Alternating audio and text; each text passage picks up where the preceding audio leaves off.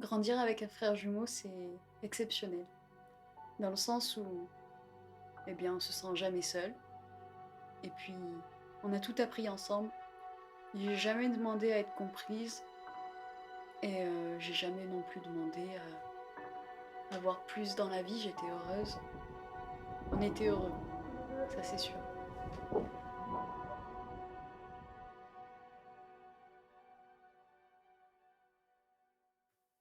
J'ai énormément d'affection pour tous ces souvenirs que nous avons, tous nos jeux que nous avons créés à la plage, dans, dans notre jardin, dans notre chambre. De fil en aiguille, eh bien, nous sommes rentrés au lycée. À ce moment-là, j'ai décidé de changer de lycée, donc j'étais vraiment séparée de mon frère. Quand j'y pense actuellement, je me dis que je l'ai vraiment abandonné, quoi. Que j'aurais pas dû. Ça a probablement été le début de notre déchirure. 2 ans après, il y a eu le confinement, donc là, on pouvait être proches tous les deux toute la journée. Le souci, c'est que mon frère était assez solitaire à cette période. C'est-à-dire il s'enfermait dans sa chambre et il voulait pas vraiment avoir affaire à moi. Du coup, je me suis remise à dessiner, à faire des peintures sur toile.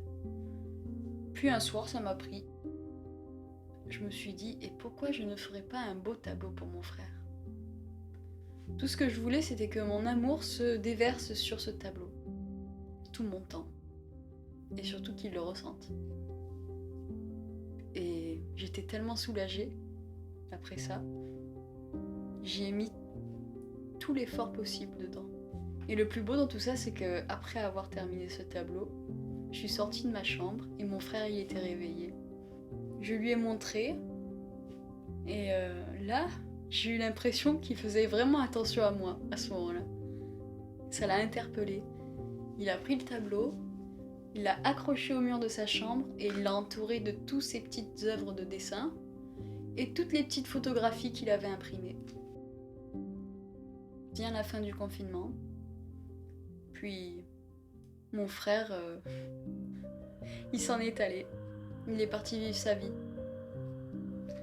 Je me suis rendu compte quelques temps après, en étant seule du coup, que ce tableau ne représentait pas vraiment les ressentis que j'avais sur le moment au final. Enfin, un petit peu, mais que si je lui avais offert ce tableau, c'est que ça représentait en fait la fin de notre vie à deux.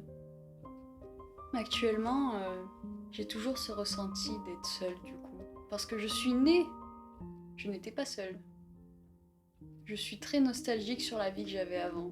Enfin, sur la vie que j'avais avec mon frère. Parce que depuis qu'il s'en est allé, ben, tout a changé dans ma vie. Pour rien au monde, la seule chose que je demande aujourd'hui, ce serait une dernière nuit, comme quand on était petit, avec lui, moi, seule. C'est probablement la chose que j'aimerais le plus.